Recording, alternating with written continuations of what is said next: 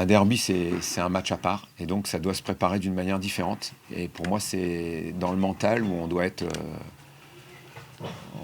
bien plus déterminé. Première journée et premier choc. Un derby, ce n'est jamais un match comme les autres. Et chez leurs voisins, les Canaris s'apprêtent à goûter à l'hospitalité angevine. On a envie de démarrer fort le championnat et ça passe par un grand match. Ils vont inaugurer leur nouveau stade, là, la nouvelle tribune.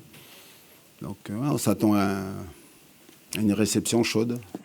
L'art de recevoir à Angers, ça passe donc par la nouvelle tribune Saint-Léonard inaugurée ce dimanche, après 14 mois de travaux. Et à partir de là, on distribue les zones soit visiteurs sur la droite ou l'équipe locale sur la gauche. Avec 6000 places supplémentaires par rapport à la saison passée, le stade Raymond Kopa peut désormais recevoir près de 18 500 personnes.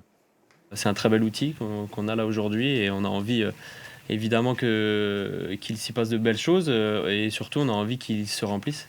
Nouveau vestiaire, loge privée ou encore place exclusive derrière ces vitres teintées pour permettre aux supporters de vivre une nouvelle expérience pendant l'entrée des joueurs.